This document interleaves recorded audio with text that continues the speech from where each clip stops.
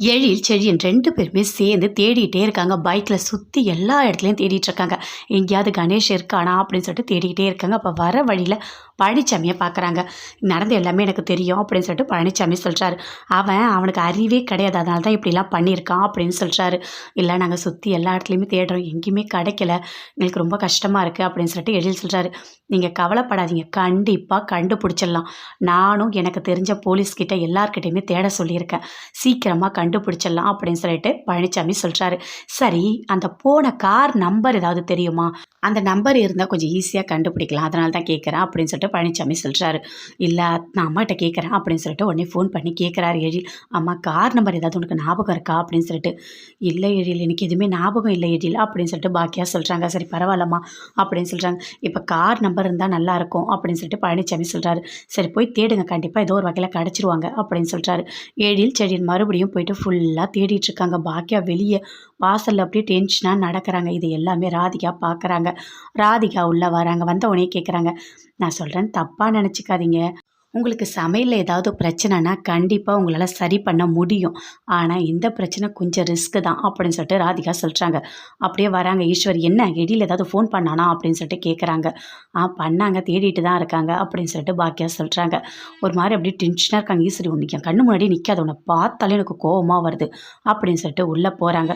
பாக்கியா டென்ஷனாக உட்காந்துட்ருக்காங்க. என்ன பண்ணுறதுனே தெரியல, அப்படியே ஃபீல் பண்ணிகிட்டு இருக்காங்க. அப்போ செல்வி வராங்க.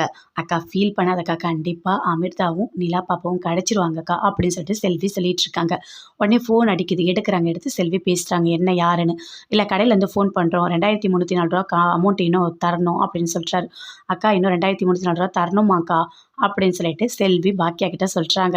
சரி அப்புறம் தரேன்னு சொல்லு. என்ன நம்பர் சொன்னேன், என்ன நம்பர் சொன்னேன் அப்படின்னு சொல்லிட்டு யோசிக்கிறாங்க. ஐயோ, அது கார் நம்பர் இல்லை அப்படின்னு சொல்லிட்டு ஃபோன் பண்ணுறாங்க. எடிலுக்கு ஃபோன் பண்ணி 2304 அந்த மாதிரி கார் நம்பர் சொல்கிறாங்க. சரிம்மா, நான் பார்த்துக்கிறேன் அப்படின்னு சொல்லிட்டு செடியன் சொல்கிறாரு. செடியன் உடனே பழனிச்சாமிக்கு ஃபோன் பண்ணி சொல்கிறாரு. கார் நம்பர் அம்மா சொல்லிட்டாங்க. சரி, கண்டிப்பாக நான் கண்டுபிடிச்சி அது யாரோட காரணம் இன்னும் கொஞ்சம் நேரத்தில் நான் சொல்லிடுறேன் அப்படின்னு சொல்லிட்டு பழனிச்சாமி சொல்கிறாரு. சரி வா எழில், போய் தேடலான்னு சொல்லிட்டு எல்லா இடத்துலையும் நின்று தேடிட்டு இருக்காங்க. பயங்கரமாக ஃபீல் பண்ணுறாரு. என்ன பண்ணுறதுனே தெரில, எப்படியாவது கிடச்சிடணும் அமிர்தா அப்படின்னு சொல்லிட்டு ஃபீல் பண்ணிட்டு இருக்காரு. அமிர்தா குழந்தை 2 பேருமே உள்ளே இருக்காங்க. அப்படியே வராரு கணேஷ். என்கிட்ட நிலா பாப்பாவை கொடு, வந்ததுலேருந்து நீயே வச்சிருக்க, நீயே அப்படியே கட்டி பிடிச்சி வச்சிருக்க, என்கிட்ட கொடு. ஏன் குழந்தை தானே, எனக்கு தானே பிறந்தது, என் குழந்தை என்கிட்ட ஏன் கொடுக்க மாட்டேற? எனக்கு பாசம் இருக்காதா? நான் என்ன பாவம் பண்ணேன்? குடு குடு அப்படின்னு சொல்லிட்டு அப்படியே பிடுங்குறாரு. வேண்டாம் வேண்டாம் அப்படின்னு சொல்லிட்டு அமிர்தா சொல்கிறாங்க. நிலா பாப்பா, நான் வேற யாரும் இல்லை, உன்னோட அப்பா தாம்மா அப்படின்னு சொல்லிட்டு அப்படியே தூக்குறாரு. வேண்டாம், விடு விடு, குழந்தை பயப்படுது, விடு அப்படின்னு சொல்லிட்டு அமிர்தா குழந்தைய தூக்கிட்டு அப்படி தள்ளி போகிறாங்க.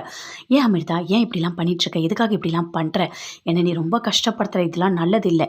இனிமேல் நாம தான் குடும்பம், நீ என் பொண்டாட்டி, என் கூட தான் நீ வாழணும். இது எல்லாத்துக்குமே காரணமே என்ன தெரியும் எனக்கு அப்படின்னு கிட்ட வராரு. வந்து கழுத்தில் இருக்க தாலி அப்படியே பார்க்குறாரு. விடு அதை, விடு விடு அப்படின்னு அமிர்தா கத்துறாங்க. அதெல்லாம் முடியாது, இந்த தாலி அவன் கட்டினது தானே, இதை கழட்டிட்டு நான் தாலி கட்டுறேன், நாம் புதுசாக கல்யாணம் பண்ணிவிட்டு நாம் நல்லா வாழலாம் அப்படின்னு சொல்லிட்டு கணேஷ் சொல்கிறார். என்ன இப்படிலாம் பேசிகிட்டு இருக்கா, என் தாலியை விடு அப்படின்னு சொல்லிட்டு அப்படி பிடுங்குறாங்க. நல்லா தெரிஞ்சுக்கோ, நமக்கு இப்போ கல்யாணம் ஆக போகுது, நாம் கல்யாணம் பண்ண தான் போகிறோம், இனிமேல் நம்ம வாழ்க்கை தான் வாழ போகிறோம் அப்படின்னு சொல்கிறாரு. ஏன் இப்படிலாம் பண்ணிகிட்ருக்கா அப்படின்னு சொல்லிட்டு ஒரு மாதிரி டென்ஷனாக அமிர்தா அப்படியே இருக்காங்க உட்காந்துக்கிட்டு. கணேஷ் வெளியே போயிட்டார். சுற்றி தேடுறாங்க. எழுந்து எங்கேயாவது போக முடியுமா? ஐயோ பாப்பா, உன்னையும் கூட்டிகிட்டு வந்து நான் மாட்டை விட்டுட்டேனே அப்படின்னு சொல்லிட்டு சுற்றி தேடுறாங்க. கதவை அப்படியே கத்துறாங்க. ஹெல்ப் ஹெல்ப், யாராவது என்னை காப்பாற்றுங்க அப்படின்னு சொல்லிட்டு அப்படியே ஜன்னலாட தட்டுறாங்க. சுற்றி இருக்க எல்லா கதவையும் தட்டி பார்க்குறாங்க. ஆனால் யாருமே திறக்கவே இல்லை. அமிர்தா கத்துன்னு கத்துறாங்க. அப்புறம் ஒரு கதவு மட்டும் நல்லா தட்டுறாங்க. தட்டிட்டு ஓப்பன் பண்ணி பார்த்தா அப்படியே கணேஷ் நிற்கிறாரு. என்ன அமிர்தா, என்னையா தேடுற? கொஞ்ச நேரத்தில் நான் வந்துடுவோம்மா அப்படின்னு சொல்கிறாரு. அதை கேட்டோன்னே அமிர்தா ஓடி வந்து அதே இடத்துலயே உட்காந்துட்டாங்க. ஐயோ வந்துட்டானே அப்படின்னு சொல்லிட்டு பாக்கியா பயங்கரமாக ஃபீல் பண்ணிக்கிட்டே இருக்காங்க. கடவுளே, அவன் ஏதாவது பண்ணிட போகிறான் அமிர்தாவை, எனக்கு பயமாக இருக்குது அப்படின்னு சொல்லிட்டு இருக்காங்க. அதெல்லாம் எதுவுமே நடக்காது, கண்டிப்பாக காப்பாற்றிடுவாங்க அப்படின்னு சொல்லிட்டு ராதிகா சொல்லிட்டு இருக்காங்க. இவ திருந்தவே மாட்டா. எப்போ இவ சமைக்க போனாலோ அப்பத்துலேருந்து இவளுக்கு திமுரு எல்லாம் அதிகமாயிடுச்சு. இவ வச்சது தான் சட்டம். இவ என்ன நினைக்கிறாளோ அதை அப்படியே பண்ணிடுவா. நான் கோபி எல்லாருமே சொன்னோம், கூட்டிக்கிட்டு போகாத, அங்கே இருக்கிறான், அவன் இப்படி தான் பண்ணுவான்னு எங்களுக்கெல்லாம் தோணுது. இவளுக்கு தெரியலனா கூட நாங்கள் சொல்கிறோம், அதை எங்கள் காது கொடுத்து கூட அவள் கேட்கல. அவள் என்ன நினச்சாலோ அப்படியே செஞ்சிட்டா. இப்போ போயிட்டாங்க. இப்போ போயிட்டோனே வருத்தப்பட்டு என்ன பண்ணுறது? அவள் தான் வேணான்னு சொல்கிறேன்ல, விட்டுருங்க. அவன் புருஷன் வந்துட்டா போயிட்டோம், விட்டுருங்க. ஏதோ இப்போ எழிலுக்கு கல்யாணன்ற பேரில் இந்த பொண்ணை கல்யாணம் பண்ணி வச்சா எல்லாமே ஒன்றும் இல்லாமல் போச்சு.